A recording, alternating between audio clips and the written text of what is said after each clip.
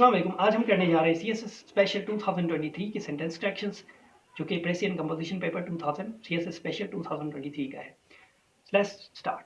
तो सबसे पहला आपका जो सेंटेंस है वो है I am looking forward to see you on Monday. अब यहाँ पे देखिए, इस कॉन्सेप्ट को समझिए। I am looking forward to see you on Monday. अब लुक फॉरवर्ड जो है आपका, लुक फॉरवर्ड टू, इसके बाद आपका क्या आता है यहाँ पे कॉन्सेप्ट समझे। लुक फॉरवर्ड के बाद हम क्या लगाते हैं, आईएनजी फॉर्म लगाते हैं। ठीक हो गया, आईएनजी फॉर्म जेरंड लगाते हैं, ना कि हम ये सी लगाते हैं, इन्फिनिटिव नहीं लगाते। तो हम किस तरह से इसको करेक्ट करेंगे, I am looking forward to seeing you on Monday. तो इस तरह से आपका सेंटेंस करेक्ट हो जाएगा। सेंटेंस नंबर 2 है आपका how many students are ready to give the test. अब यहाँ पे कॉन्सेप्ट समझे, how many students are ready, यहाँ पे सेंटेंस करेक्ट है आपका गिव द टेस्ट। अब गिव द टेस्ट का मतलब होता है यहाँ पे बात स्टूडेंट्स की हो रही है। स्टूडेंट्स कैसे गिव द टेस्ट, कॉन्सेप्ट समझिए। गिव द टेस्ट जो होता है, गिव टेस्ट का मतलब होता है कि कोई कंडक्ट कर रहा है टेस्ट।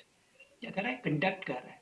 और टेक टेस्ट का मतलब होता है कि कोई टेस्ट में अपीयर हो रहा है, कोई टेस्ट दे रहा है। ठीक है, एक टेस्ट ले रहा है, एक टेस्ट दे रहा है। टेस्ट लेने वाले की हम क्या यूज करेंगे, गिव द टेस्ट, और टेस्ट देने वाले के लिए हम यूज करेंगे टेक द टेस्ट। तो इसको किस तरह से करेक्ट करेंगे, आप टेक द टेस्ट लगा देंगे। How many students are ready to take the test today.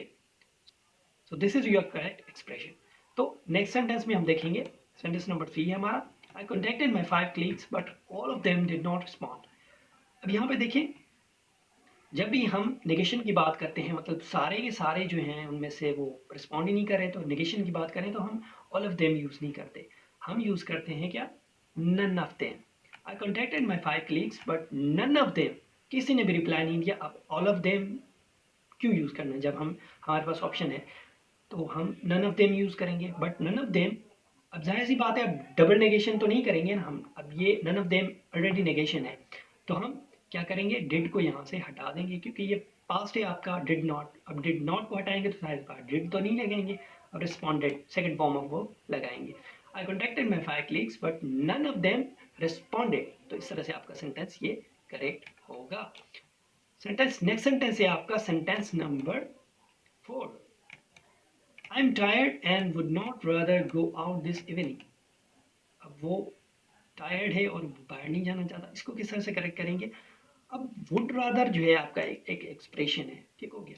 अब जब इसको नेगेटिव करते हैं ना, तो वुड रादर साथ लगाते हैं और उसके बाद आप नॉट लगाते हैं।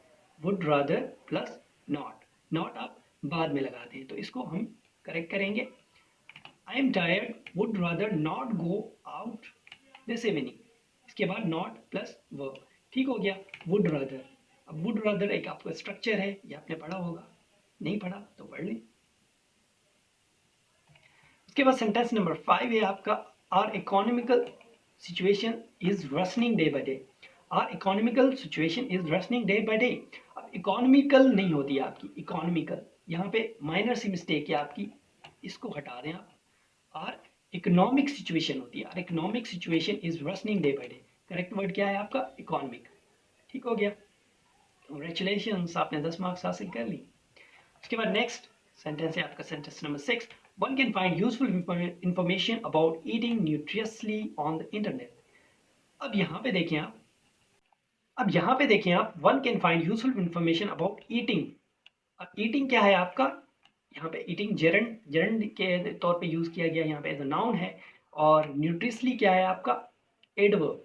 अब एडवर्ब जो है आपका, वो तो नाउन के साथ नहीं लगता, वो तो वर्ब के साथ, एडजेक्टिव के साथ, या फिर इसके साथ लगता है वर्ब एडजेक्टिव और वर्ब एडवर्ब इटसेल्फ। तो ईटिंग के साथ नाउन है, नाउन के साथ क्या लगाते हैं हम उसको मॉडिफाई करने के लिए, एडजेक्टिव। तो हम एडजेक्टिव यूज करेंगे। तो हम इसको किस तरह से करेक्ट करेंगे, one can find useful information about nutritious food on the internet. अब न्यूट्रिशियसली को हम न्यूट्रिस कर देंगे, और इसकी जो प्लेस है वो हम चेंज कर देंगे। तो ये आपका सेंटेंस करेक्ट हो जाएगा। सेंटेंस नंबर 7 है, I could not found you there yesterday. अब यहाँ पे क्या है, I could not found you there yesterday. अब यहाँ पे कॉन्सेप्ट समझे आप, जो भी मॉडल वर्ब्स हैं, could, may, might, can, could, ठीक हो गया। उसके अलावा should, has to, have to, need to, और और टू है, इनके साथ आप क्या करते हैं, फर्स्ट फॉर्म लगाते हैं हमेशा। जहां भी मॉडल वर्ब यूज करें आप, उसके साथ बिना सोचे समझे आपने फर्स्ट फॉर्म लगा देनी है। इसके साथ सेकंड फॉर्म या थर्ड फॉर्म हम यूज नहीं करते। तो इसको किस तरह से करेक्ट करेंगे, I could not find you there yesterday, ये आपका करेक्ट हो जाएगा। उसके बाद सेंटेंस नंबर 8 है आपका, orphaned in infancy he was brought about by his grandfather. अब यहाँ पे सेंटेंस में मिस्टेक देखें, ऑर्फन इन इन्फेंसी, ठीक हो गया, ही वॉज ब्रॉट अबाउट।